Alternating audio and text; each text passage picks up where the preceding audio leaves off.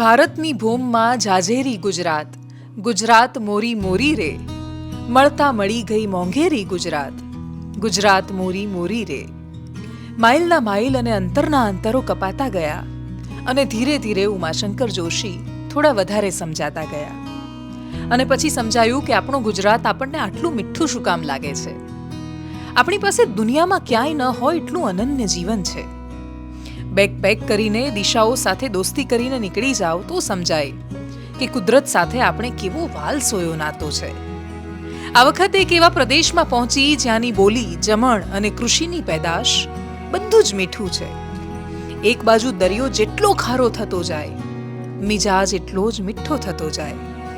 હું એ જિલ્લામાં છું જ્યાં તમને જોવા મળશે જંગલની વચ્ચે ઘાટીના ભયાનક રસ્તાઓ, દરિયાકાંઠે થતી સવાર, પારસીઓનું પવિત્ર સ્થળ, ડેલિશિયસ ઉંબાડિયું, સિઝનમાં જાઓ તો ખાવા મળે મીઠી કેરી, ઈશ્વરના મધમીઠા આશીર્વાદ અને વાયકાઓની વચ્ચે જીવાતું આ જીવન. આ છે આપણા ગુજરાતનું મેઘાલય. Welcome to Valsad.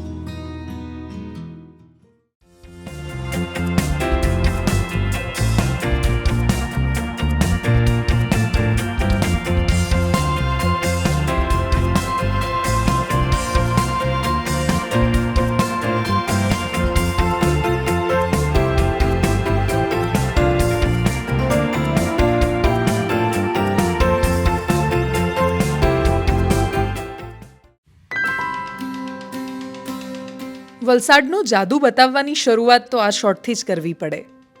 આ વળાંકો, રસ્તા અને વાદીઓ તમને લઈ જાય છે વિલ્સન હિલ સુધી. સુરતથી નજીક અને વલસાડના ધરમપુર તાલુકામાં આવેલી આ જગ્યા એક નાનું હિલ સ્ટેશન બની જાય છે. બધા કહેતા હતા કે ચોમાસામાં આ જગ્યા જન્નત બની જાય છે અને આખા રસ્તે ઝરણા અને વોટરફોલ્સ ફૂટી નીકળે. ખેર, અમે તો ગયા હતા સુંદર મીઠી ઠંડીની સાંજે, અને એટલે અમે જોઈ વિલ્સન હિલ્સની એકાંતવાળી સાંજ. ત્યાં ફરવા આવેલા લોકો જૂજ હતા અને એટલે જ જેને શાંતિ ગમતી હોય એની મજા ડબલ હતી. હું જે જગ્યાએ છું એ વલસાડના લોકોનું પર્સનલ સાપુતારા છે. સુરતીઓને પણ ફટાફટ જો ક્યાંય ફરવા પહોંચી જવું છે તો એ લોકો અહીંયા બહુ જ આવતા હોય છે. આ વિલ્સન હિલ છે અને અહીંયાથી આજુબાજુની ટેકરીઓનો નજારો, ચારેય બાજુ, ખાસ તો જો તમે ચોમાસામાં આવો છો તો અહીંયા એટલા બધા વોટરફોલ્સ છે કે તમારે બીજે ક્યાંય જવાની જરૂર જ નથી પડતી. 4-5 ઓપ્શન અહીંયા વોટરફોલ્સના મળે છે. એટલી સુંદર જગ્યા અને આને ડેવલપ પણ કરવામાં આવી છે ને એટલે જ ફરવાની મોજ પડે છે. વિલ્સન હિલ્સથી નીકળી તો રસ્તામાં એક ખૂણા પર ઊભી રહી ગઈ, કેમ કે મને થયું કે જો આ સાંજને એક મીઠું હગ નહીં કરી દઉં તો કદાચ કશુંક અધૂરું રહી જશે. હું એ જિલ્લામાં છું જ્યાં ગુજરાતનું નોર્થ ઇસ્ટ આવેલું છે. હું એ જગ્યાએ છું જ્યાં ગુજરાતનું ચેરાપુંજી આવેલું છે. વલસાડનું કપરાડા ધરમપુર વિસ્તાર કે જ્યાં ચોમાસામાં મન મૂકીને મેઘરાજા વરસે છે અને પછી મન મૂકીને વનરાજી ખીલતી જાય છે. તમે અહીં આવો તો સ્વર્ગમાં આવ્યાની અનુભૂતિ થાય છે. આ છે હું જ્યાં છું એ વિલ્સન હિલ જવાનો રસ્તો છે. કપરાડા, ધરમપુર અને તમે જ્યાં નજર કરો જે તાલુકા યાદ આવે, વલસાડ ખૂબ સુંદર છે.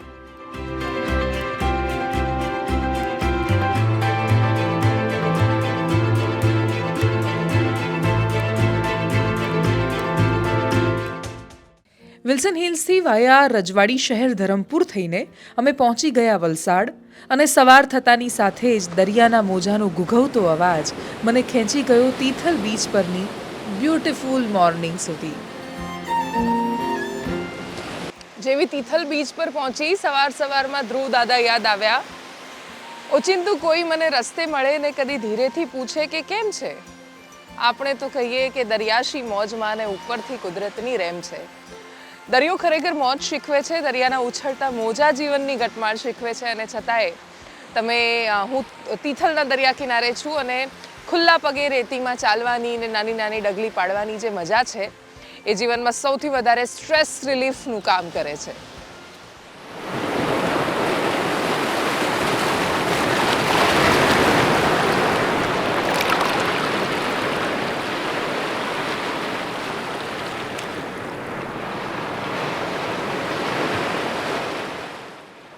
દરિયો તો કોને ન ગમે, અને એમાંય વલસાડના લોકો તો વહેલી સવારે દરિયા કિનારે વોક માટે નીકળે અને શ્વાસમાં દરિયાની ભીનાશ પણ ભરતા જાય.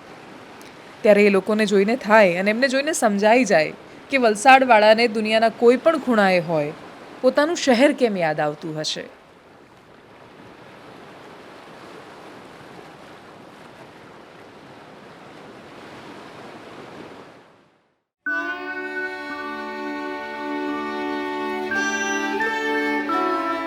તિથલથી આગળ અમે પહોંચ્યા પારનેરા હિલ. ખૂબ ચાલીને જવું પડે એવી જગ્યા છે. સીડીઓ બની ગઈ હોવા છતાં પણ ચઢાણ એટલું સરળ નથી. અને છતાંય શ્રદ્ધા કોને કહેવાય? માતાજી તો હંમેશા કઠણાઈઓને પાર ઊંચાઈ પર જ મળતા હોય છે. અને એટલે જ શક્તિનું શ્રદ્ધાનું કેન્દ્ર પારનેરા હિલ હંમેશાથી યાત્રાળુઓ માટે ખૂબ મહત્વનું સ્થળ રહ્યું છે. બહુ જ બ્યુટીફુલ રસ્તાઓ પર થઈને, ઘાટીના રસ્તા પર થઈને તમે પારનેરા હિલ્સ પર પહોંચો છો. પણ વલસાડમાં પારનેરા હિલ એ માત્ર ખાલી ફરવાનું સ્થળ નથી, પણ માતાજીમાં શ્રદ્ધાનું કેન્દ્ર છે. એવું કહે છે કે અષ્ટમીના દિવસે માતાજી બહુ નજીકથી દર્શન આપે છે.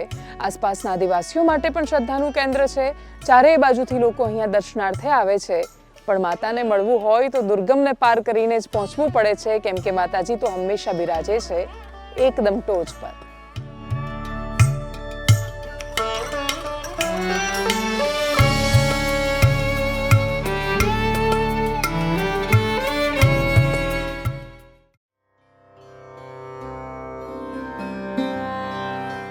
વલસાડમાં જ આવું એક બીજું આસ્થાનું કેન્દ્ર આવેલું છે જેનું નામ છે તડકેશ્વર મહાદેવ. તડકેશ્વર એટલા માટે કેમ કે મંદિર ઉપર છત નથી અને શિવલિંગ પર પડતા પ્રકાશના કારણે એનો રંગ બદલાય છે.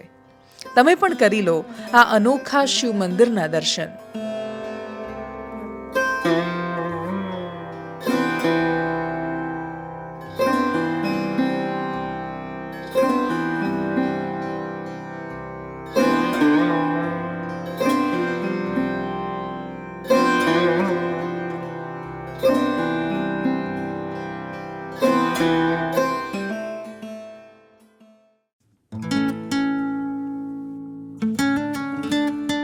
વલસાડની વિવિધતા બતાવવા માટે તમને એવી ગલીઓમાં લઈ જવા છે જ્યાં ગાથા લખાયેલી છે. એક સમુદાયના ગુજરાતી બની જવાની. 8મી સદીમાં વલસાડનું સંજાણ બંદર સાક્ષી બન્યું નવા જ લોકોના ગુજરાતમાં પ્રવેશનું. આ ગાથા છે ઈરાનમાં અરબોના આધિપત્ય પછી ઇસ્લામના ફેલાવા માટે જો રાષ્ટ્રીયન એટલે કે પારસીઓ પર કરવામાં આવેલા અત્યાચારની અને એનાથી બચીને દુનિયાના ખૂણે ખૂણે વસેલા સમુદાયની. ગુજરાતમાં આવેલ પારસી સમુદાયનું સૌથી પવિત્ર સ્થળ એટલે ઈરાન શાહનું ફાયર ટેમ્પલ. અને આ જગ્યા છે પારસીઓનું સૌથી જૂનું, સૌથી પવિત્ર અને કોને ન આકર્ષે. દુનિયામાંથી લોકો જ્યાં આવે છે એ ઉદવાડા શહેર. પારસીઓના દુનિયામાં બહુ જૂજ અને એમાં સૌથી પવિત્ર ફાયર ટેમ્પલની આગળ અત્યારે હું ઊભી છું. આપણે પારસીની અગિયારી જેને કહીએ છીએ.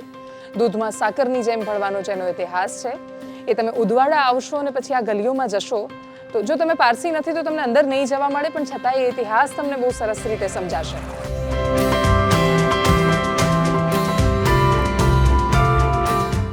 પારસી મૂળ ઈરાનના છે, પણ એમની વસ્તી ઈરાન કરતાં ભારતમાં વધારે છે. મહત્તમ 70,000 લોકો હશે આ. પણ છતાંય આટલી ઓછી સંખ્યા ધરાવતો સમુદાય દૂધમાં સાકરની જેમ આવ્યો તો ખરો, પણ પછી એમણે દેશની મીઠાશ વધારી. આ તસવીરોમાં જે તમને દેખાય છે એ બધા જ પારસી છે અને એમણે દેશને ગૌરવ અપાવ્યું છે. અને હા, પારસીનું મંદિર એટલે કે અગિયારીમાં માત્ર પારસી જ જઈ શકે છે. એ સિવાય તમે ગમે તેવા મોટા ખેરખાં કેમ ન હોવ, તમે ત્યાં ન જ જઈ શકો. ભલે તમને અગિયારીમાં પ્રવેશ ન મળે, પણ છતાંય જોવા જેવી છે ઉદવાડાની ગલીઓ, પારસી દુકાનો અને ટુરિસ્ટ માટે ખાસ બનાવેલું ત્યાંનું મ્યુઝિયમ.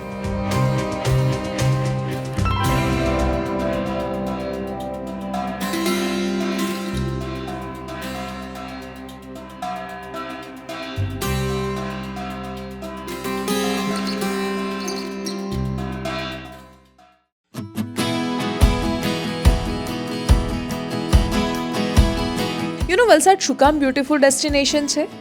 કેમ કે અહીંયા ગુજરાતનું ચેરાપુંજી એટલે કે કપરાડા તાલુકો આવેલો છે. અમે વલસાડના કપરાડાના છેલ્લા ખૂણે છેક મહારાષ્ટ્રની બોર્ડર પર પહોંચ્યા હતા. ત્યાં આવેલો છે દીક્ષાલ જવરી વોટરફોલ. વલસાડનું કપરાડા તાલુકો એક એવી જગ્યા છે કે જ્યાં જબરદસ્ત વરસાદ પડતો હોય છે ચોમાસાની સિઝનમાં, અને એ જબરજસ્ત પડતા વરસાદના કારણે ઠેર ઠેર જ્યાં નદી પોતાના પ્રવાહો બદલે ત્યાં વોટરફોલ્સ સર્જાતા હોય છે. એમાંથી બહુ જ ઓછી જગ્યાએ શિયાળામાં પણ ને અમુક વાર ઉનાળામાં પણ એ વોટરફોલ્સ ચાલુ રહે છે. પણ કપરાડાને ચોમાસામાં જોવાનો જે નજારો હોય છે, બધા અહીંયાના લોકો એવું કહે છે કે તમે અહીંયા આવો તો બાકીની દુનિયા ભૂલી જાઓ, એટલો સરસ હોય છે.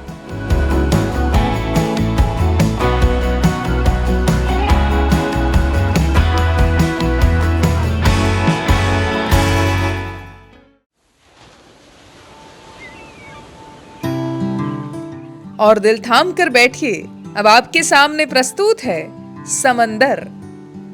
वंस अगेन દિલ જ્યાં દરિયો દરિયો થઈ જાય એવા નારગોલ બીચ પર પહોંચી છું. And what a beautiful destination યાર. ગાઢ પાઇનના વૃક્ષોની વચ્ચેથી રસ્તો ખોળીને તમે પહોંચો અને સામે દેખાય અફાટ સાગર, અને પછી અદ્ભુત શાંતિમાં લીન થઈ જાઓ. ત્યાં પહોંચતાની સાથે જ મન એકદમ શાંત થઈ ગયું.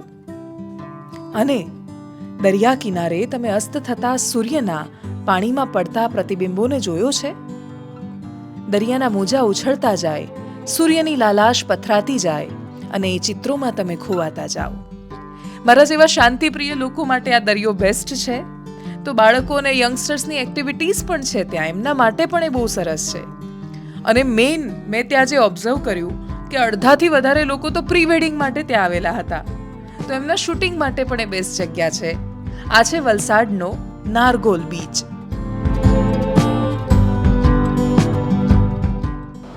જેમ પહાડમાંથી ઉગતા સૂર્યને જોવાનું સુકૂન અલગ છે, એમ દરિયામાં સેટ થતા સનને, સૂર્યાસ્તને જોવાની મજા બહુ અલગ છે. અહીંયા આવી ત્યારથી મગજમાં પેલું ગોતીલો ગોતીલોનું મ્યુઝિક વાગી રહ્યું છે, કિનારે તો બસ પડે ખાલી ખાલી ડગલી. અને એ બધાથી ઉપર ઉઠીને there are two kinds of people. એક કે જે બીચ લવર્સ છે, એક છે જેને પહાડ ગમે છે. મને બંને ગમે છે, પણ સ્પેશિયલી મને બીચ માટે થોડુંક વધારે એટલા માટે એટ્રેક્શન છે કેમ કે અહીંયા ફેમિલીઝ મોજ કરતી હોય, બાળકોની સરસ નાની નાની ડગલી પડતી હોય, રેતમાં એ લોકો પોતાનું ઘર બનાવતા હોય. અને ખબર નહીં, અહીંયા જેવો ધરતીને રેતીને સ્પર્શ થાય કે તરત એવું લાગે કે દુનિયામાં બધું જ સરસ છે, સ્વીટ છે. આ નારગોલનો બીચ છે અને ગુજરાતના 1600 કિલોમીટરના દરિયા કિનારાને જો તમે એક્સપ્લોર નથી કર્યો તો તમે શું ગુજરાત જોયું છે બોસ?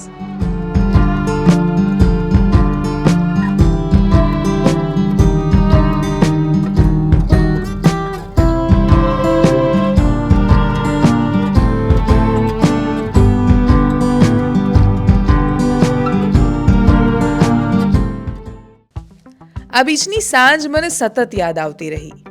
ત્યાંથી નીકળી પણ નારગોલની સુગંધ હજુ મનમાં હતી. અને ટૂર પૂરી થઈ ગઈ, રિટર્નમાં આગળ વધ્યા, પણ એ સુગંધને ભૂલાવીને બીજી સુગંધ ભરવા માટે રસ્તામાં સરસ મજાનું ઉંબાડિયું ખાધું. અને જો તમે દક્ષિણ ગુજરાતમાં છો અને વલસાડ પાસે ઉંબાડિયું નથી ખાતા તો તમે ગમે તેટલું ફરીને આવ્યા હોય, આ પેટ પૂજા વગર તમારી જર્ની અધૂરી રહેવાની છે.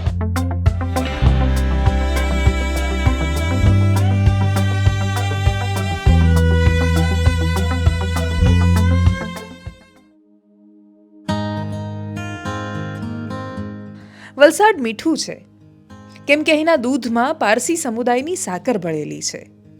આ મીઠાશ અહીંયાની કેરીની પણ છે. આ મીઠાશ પેલા ઉંબાડિયાની પણ છે. આ મીઠાશ દરિયામાં આવતી સુગંધની પણ છે. આ મીઠાશ ભરપૂર વરસતા વરસાદની પણ છે. આ મીઠાશ અહીંના રસ્તાની છે. આ મીઠાશ અહીંની માટીની છે. અને સૌથી મોટી મીઠાશ અહીંયાની લોકબોલીની છે. ત્યાંના લોકો જે બોલે છે એ ભાષાની છે. અને ચાલની તને વલહાડની ઓરિજિનલ મીઠાશ બતાવું. આ ખારા ખારા દરિયામાં પડતા નાના નાના પગલાં અને રેતીમાંથી વીણાતા છીપલા, આજ તો છે વલસાડી મીઠાશ.